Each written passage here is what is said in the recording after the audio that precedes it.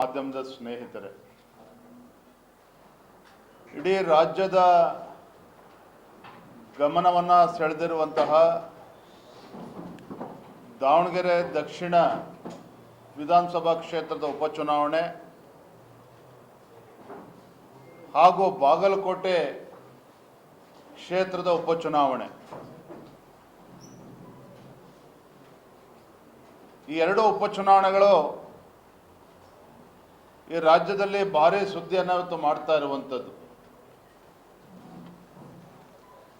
ಒಂದು ರೀತಿ ರಾಜ್ಯದ ಒಂದು ರಾಜಕಾರಣದ ದಿಕ್ಕನ್ನು ಬದಲಿಸುವಂತಹ ಒಂದು ಶಕ್ತಿ ಈ ಎರಡು ಕ್ಷೇತ್ರದ ಉಪಚುನಾವಣೆಗೆ ಇದೆ ಅನ್ನೋದನ್ನು ಇವತ್ತು ಸಾರ್ವಜನಿಕರು ಇವತ್ತು ಮಾತನಾಡ್ತಾ ಇದ್ದಾರೆ.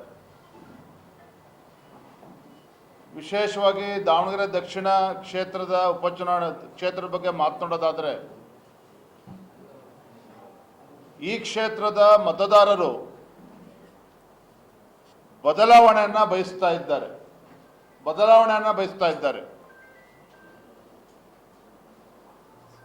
ಇಷ್ಟು ವರ್ಷಗಳ ಕಾಲ ಸುದೀರ್ಘವಾಗಿ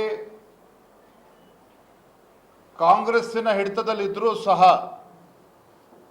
ಪ್ರತಿ ಬಾರಿಯೂ ಸಹ ಈ ಕ್ಷೇತ್ರದ ಮತದಾರರು ಕಾಂಗ್ರೆಸ್ ಪಕ್ಷಕ್ಕೆ ಆಶೀರ್ವಾದ ಮಾಡಿದರೂ ಸಹ ಇಲ್ಲಿ ಯಾವುದೇ ರೀತಿಯ ಅಭಿವೃದ್ಧಿ ಕೆಲಸ ಕಾರ್ಯಗಳು ಆಗಿಲ್ಲ.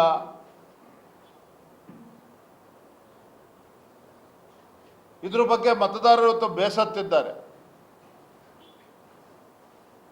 ಈ ಬಾರಿ ಆದರೂ ಕೂಡ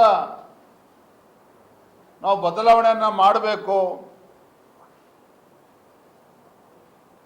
ಹಣಬಲ ಮತ್ತು ತೋಳ್ಬಲಕ್ಕೆ ಲೆಕ್ಕಿಸದೆ ಬಿಜೆಪಿ ಅಭ್ಯರ್ಥಿ NDA ಅಭ್ಯರ್ಥಿ ಶ್ರೀನಿವಾಸ್ ದಾಸ್ ಕರಿಯಪ್ಪ ಅವ್ರನ್ನ ಗೆಲ್ಲಿಸಬೇಕು ಅಂಥೇಳಿ ಸಾರ್ವಜನಿಕವಾಗಿ ಇವತ್ತು ಹೆಚ್ಚೆಚ್ಚು ಚರ್ಚೆ ಆಗ್ತಾ ಇರುವಂಥದ್ದು.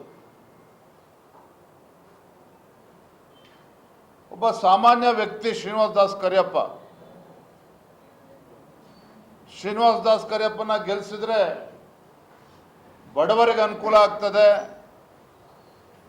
ಹಿಂದುಳಿದ ವರ್ಗಗಳಿಗೆ ಅನುಕೂಲ ಆಗ್ತದೆ, ಪರಿಶಿಷ್ಟ ಜಾತಿ ಪರಿಶಿಷ್ಟ ಪಂಗಡದವ್ರಿಗೆ ಅನುಕೂಲ ಆಗ್ತದೆ, ಎಲ್ಲ ಸಮಾಜಗಳಿಗೂ ಕೂಡ ನ್ಯಾಯ ಸಿಗ್ತದೆ. ಹಾಗಾಗಿ ಅವ್ರನ್ನ ಗೆಲ್ಲಿಸಬೇಕು, ಬಿಜೆಪಿ ಅಭ್ಯರ್ಥಿನ ಗೆಲ್ಲಿಸಬೇಕು ಅಂತೇಳಿ ಚರ್ಚೆ ನಡೀತಾ ಇರುವಂಥದ್ದು.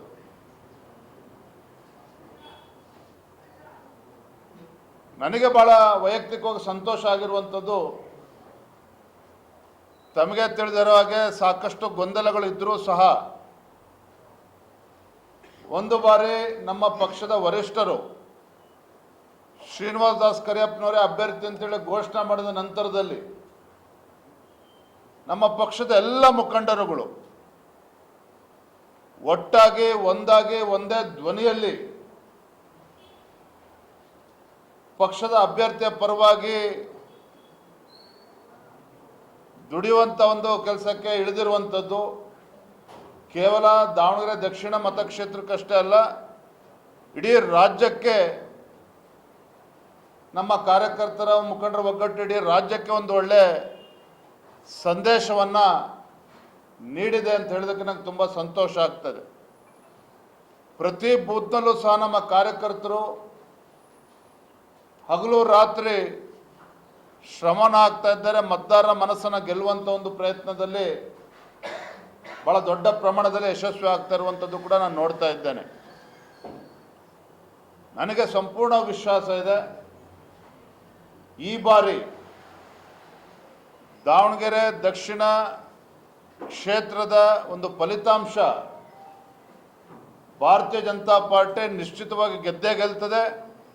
ನಮ್ಮ NDA ಅಭ್ಯರ್ಥಿ ಶ್ರೀನಿವಾಸ್ ದಾಸ್ ಕರಿಯಪ್ಪನವರು ದೊಡ್ಡ ಅಂತರದಲ್ಲಿ ಗೆದ್ದೇ ಗೆಲ್ತಾರೆ ಅನ್ನುವ ಸಂಪೂರ್ಣ ವಿಶ್ವಾಸ ನಮಗಿದೆ. ಇವತ್ತು ಅಲ್ಪಸಂಖ್ಯಾತರಿಗೂ ಕೂಡ ಎಲ್ಲೋ ಒಂದು ಕಡೆ ಕಾಂಗ್ರೆಸ್ ಪಕ್ಷ ನಮ್ಮನ್ನು ಮತ ಬ್ಯಾಂಕ್ ಆಗಿ ದುರ್ಬಳಕೆ ಮಾಡಿಕೊಳ್ತಾ ಇದೆ. ಆದರೆ ನಮ್ಮ ಸಮಾಜಕ್ಕೆ ಯಾವುದೋ ಒಳಿತನ್ನು ಮಾಡೋದಕ್ಕೆ ಸಾಧ್ಯ ಇಲ್ಲ ಅನ್ನೋ ಭಾವನೆಯನ್ನು ಕೂಡ ಇವತ್ತು ಅಲ್ಪಸಂಖ್ಯಾತರಲ್ಲೂ ಕೂಡ ಇರುವಂಥದ್ದು. ಒಂದು ಕಡೆ ರಾಜ್ಯ ಸರ್ಕಾರದ ವೈಫಲ್ಯ, ಸಿದ್ದರಾಮಯ್ಯನವರು ಏನೇ ದೇವರಾಜ ಅರಸರವರ ದಾಖಲೆ ಮುರಿದಿದ್ದೇನೆ ಅನ್ನೋ ಭಾವನೆಯಲ್ಲಿ ಅವರು ಇದ್ದರೂ ಸಹ 17 ಬಜೆಟನ್ನು ದಾಖಲೆ ಬಜೆಟನ್ನು ಮಂಡನೆ ಮಾಡಿರುವಂಥ ಮಾನ್ಯ ಮುಖ್ಯಮಂತ್ರಿಗಳು ಈ ದಾಖಲೆಗಳು